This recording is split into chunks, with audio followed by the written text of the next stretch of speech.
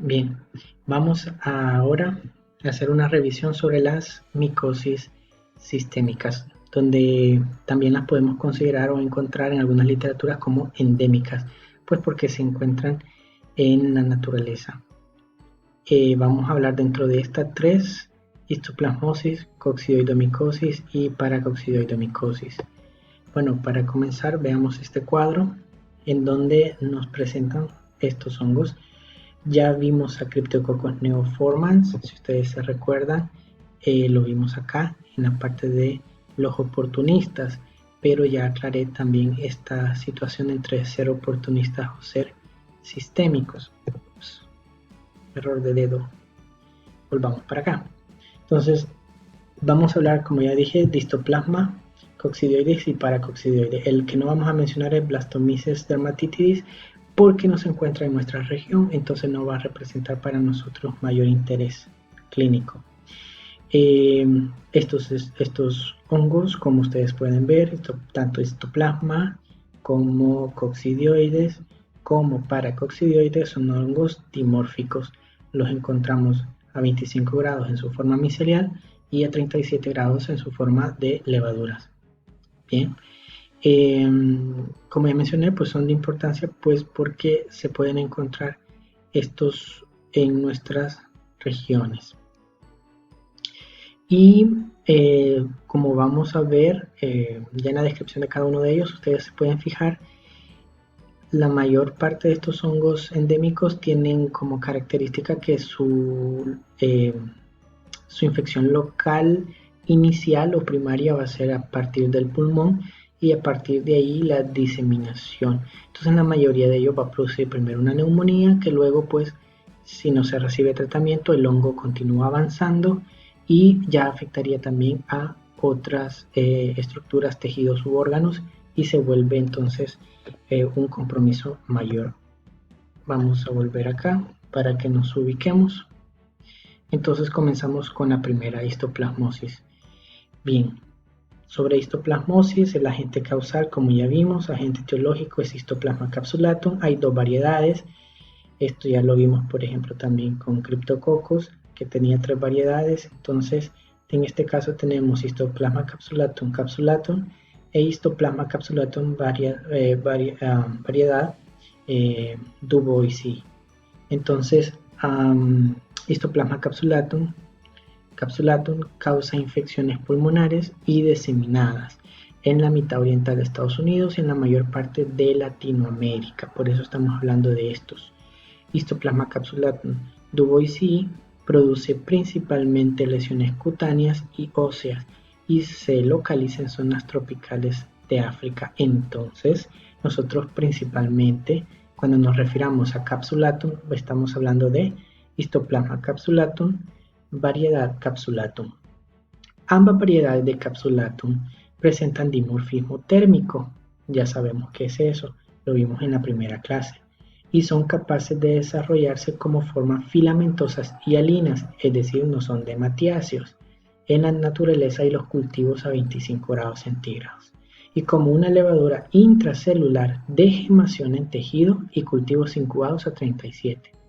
Aquí tenemos una imagen en donde podemos ver esta forma que la verdad es muy interesante, muy característica, pero que pues lastimosamente no siempre la va a presentar el hongo, pero esta forma es muy bonita y muy característica de Histoplasma capsulatum. Sobre la epidemiología, las levaduras de ambas variedades de capsulatum son intracelulares in vivo y son uninucleadas. ¿Okay? No se logra apreciar mucho allá en la imagen, pero son uninucleadas. En el hábitat natural de la forma micelial de ambas variedades de Capsulatum es el suelo con un elevado contenido en nitrógeno, y esto pues se encuentra en áreas que están contaminadas con guano, y es ahí entonces donde vamos a encontrar a este hongo en la naturaleza a partir del guano de las aves, que se suspende con el viento y pues que pueden ser inhalados y entrar por ende a nuestro sistema respiratorio. Los brotes de histoplasmosis se han asociado a la exposición a dormideros de aves, cuevas, edificios deteriorados y proyectos de renovación urbana con actividades de excavación y demolición, donde entonces se perturba el hábitat del hongo y a partir de ahí pues los inhalamos, nos infectamos, etc.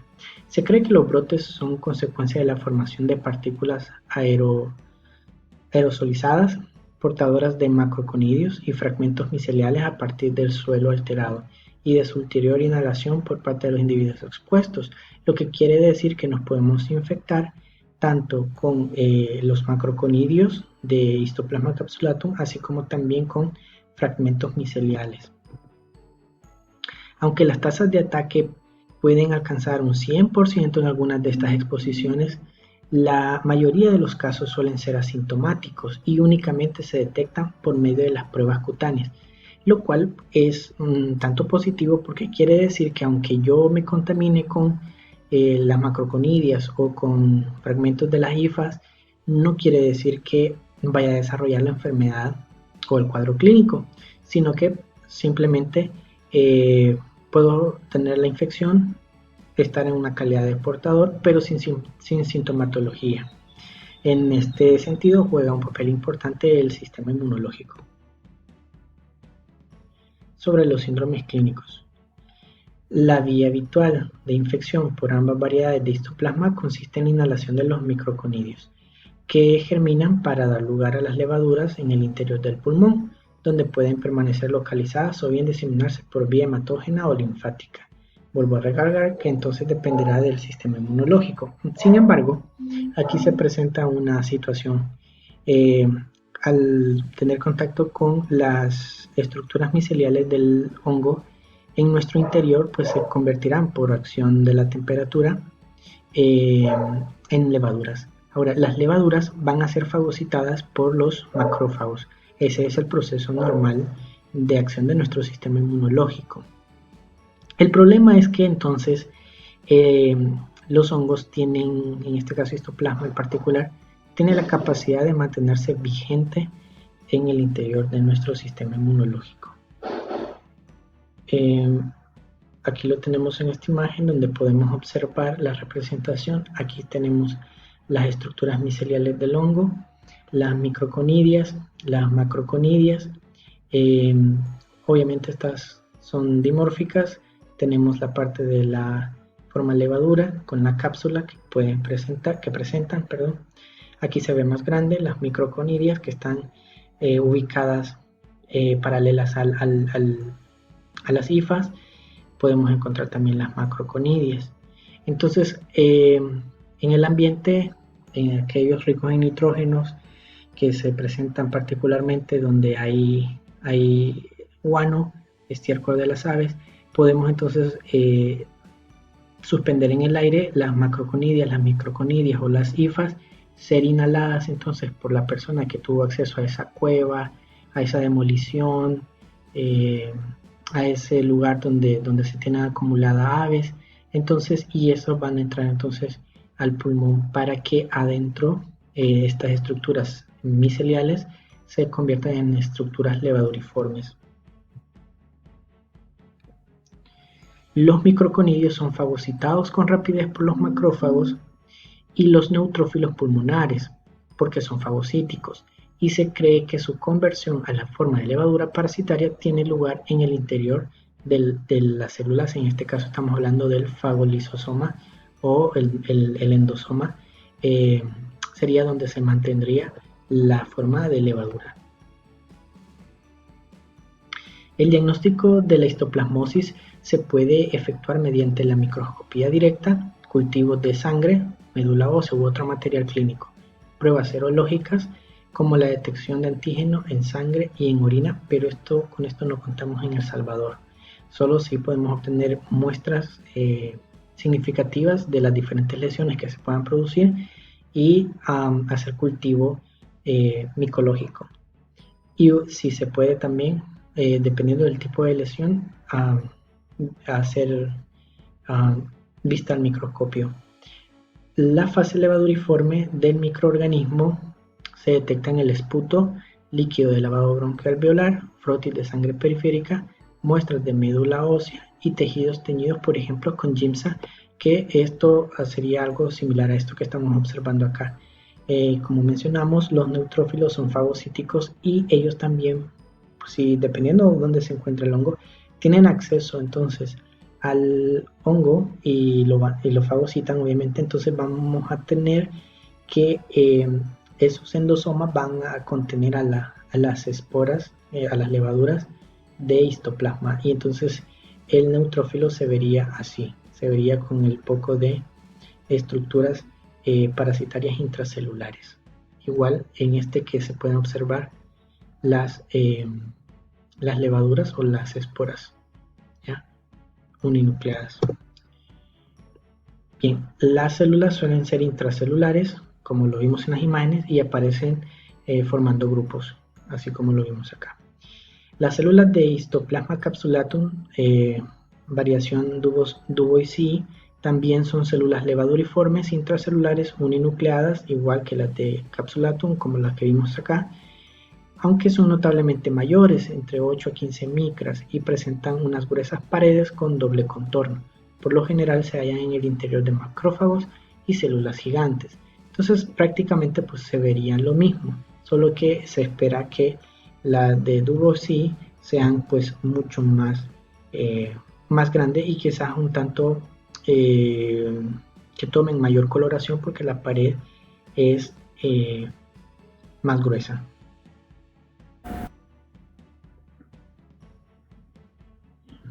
Continuamos con coccidioidomicosis. Es una micosis endémica causada por una de las dos especies indistinguibles, Coccidioides ignitis y Coccidioides posadacea. No parece existir ninguna diferencia en su fenotipo o su potencial patogénico, así que lo vamos a tomar como coccidioides nada más. La enfermedad se desarrolla como consecuencia de la inhalación de artroconidios infecciosos y comprende desde una infección asintomática en la mayor parte de las personas hasta una infección progresiva que puede llevar a la muerte.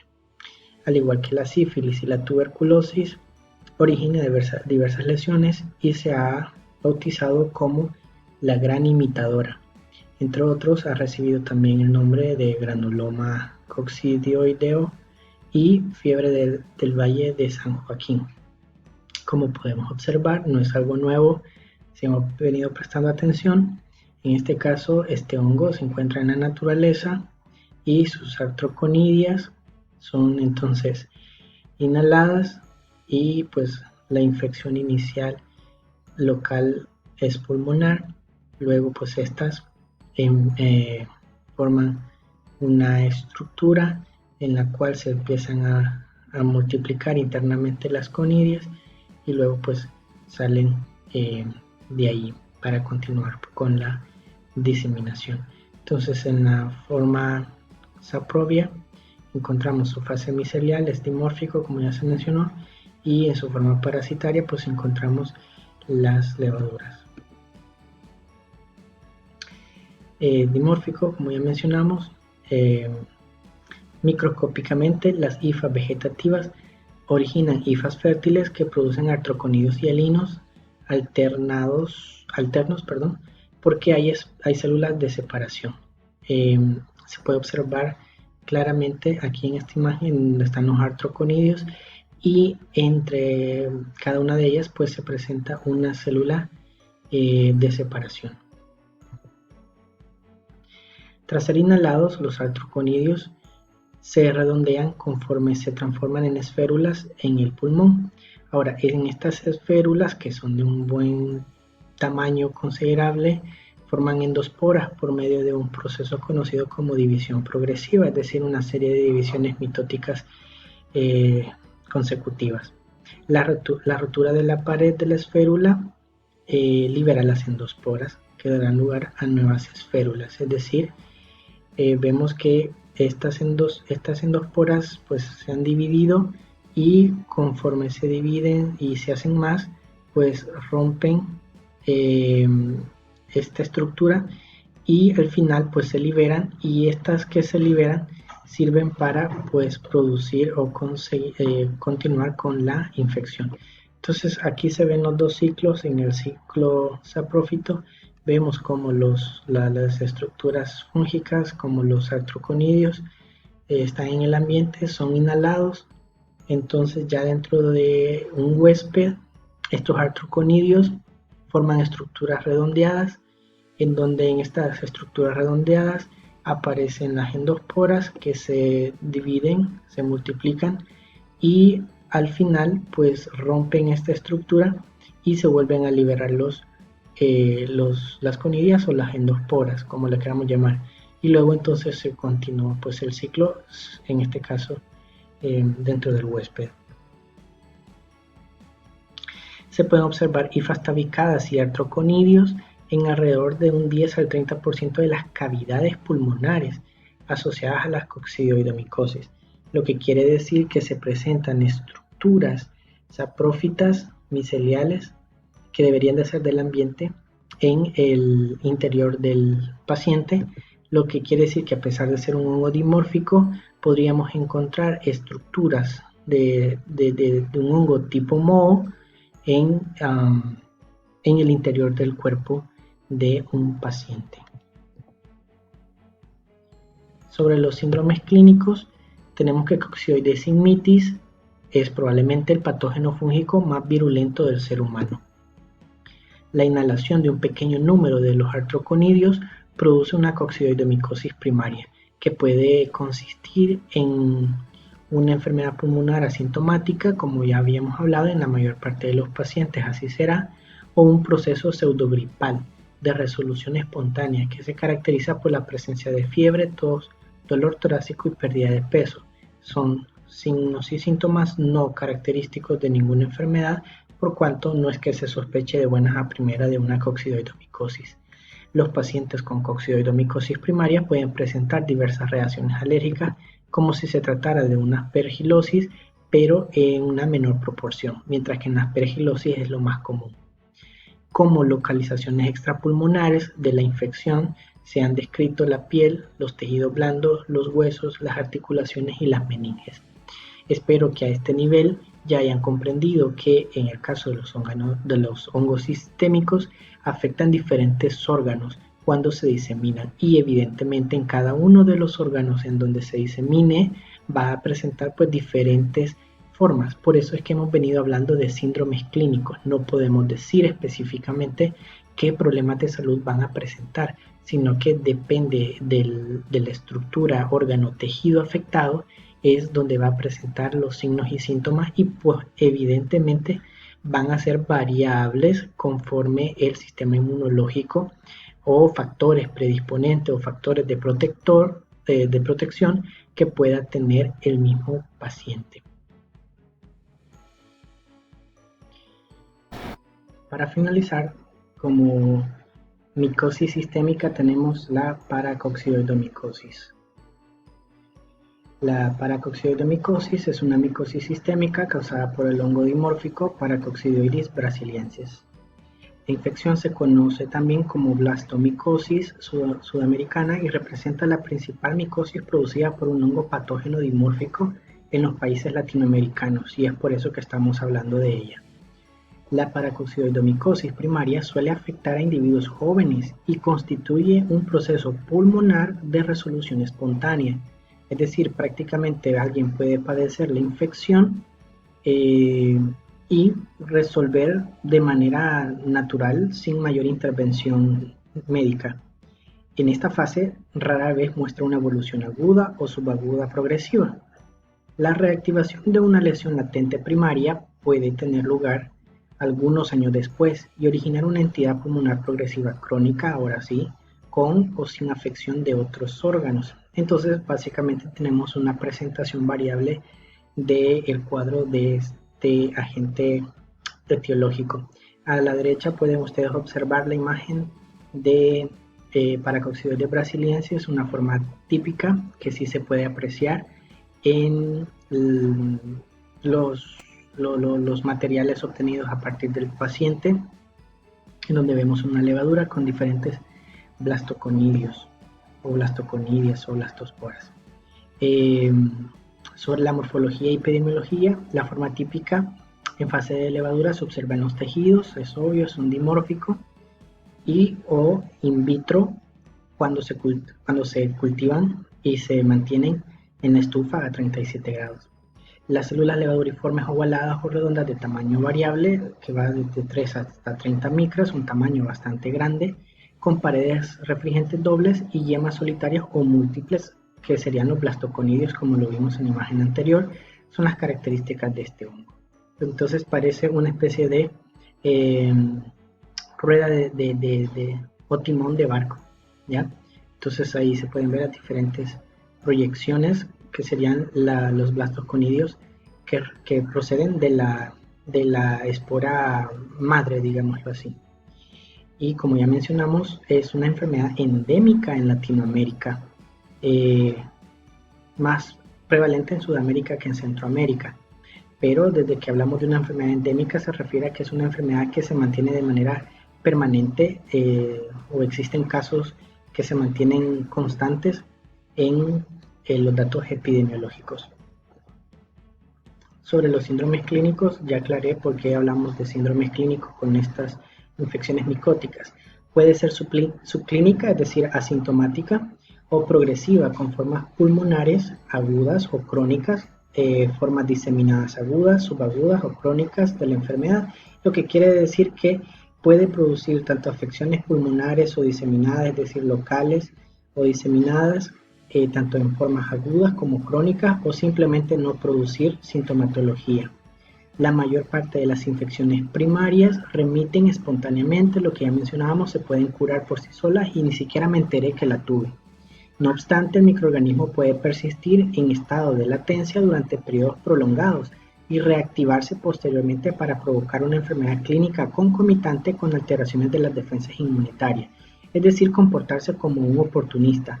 Al igual que la tuberculosis, yo puedo infectarme con el organismo y tenerlo ahí en forma latente. Y hasta que hay una alteración del sistema inmunológico, entonces este aprovecha, toma la oportunidad, entre comillas, para causar su infección. Su cuadro clínico. La infección ya está. En pacientes jóvenes y en individuos inmunodeprimidos con una notable linfadenopatía, organomegalia, afectación medular y manifestaciones osteoarticulares semejantes a la osteomielitis, se observa una forma diseminada subaguda. Estamos hablando entonces de que puede afectar múltiples órganos, donde producir el agrandamiento de estos órganos, alteraciones de los ganglios linfáticos o de los vasos linfáticos, afectación a nivel de la médula y afectación a nivel de las articulaciones y los huesos. La fungemia, es decir, la presencia del hongo en sangre recurrente, comporta la diseminación del patógeno y da lugar a abundantes lesiones cutáneas. Entonces estamos hablando de la aparición de a partir de una infección sistémica a una lesión cutánea. Esta forma de enfermedad no se asocia a lesiones pulmonares y mucosas, sino que una sola vez se produce la lesión cutánea a partir de la diseminación hematógena. Habitualmente los adultos acuden a consulta con una forma pulmonar crónica caracterizada por la presencia de problemas respiratorios, que constituyen con frecuencia la única manifestación de la infección, es decir, un cuadro de afección pulmonar, y por eso consulta. Y estamos hablando de pacientes adultos, posiblemente con alguna alteración inmunológica para que se esté presentando la enfermedad. Aunque ya hablamos, hay diferentes formas en las que se presenta la enfermedad. La enfermedad evoluciona lentamente a lo largo de meses o años, con una tos persistente, esputo purulento, dolor torácico, pérdida de peso, disnea y fiebre. El esputo purulento lo hace diferente de la infección causada. De ahí los demás signos y síntomas, si ustedes se fijan, son los mismos que la aspergilosis, pero en la aspergilosis el esputo es seco. Perdón, no hay esputo, hay una tos seca. Entonces, esta es una característica, en este caso, distinto de la aspergilosis y de la paracoccidioidomicosis.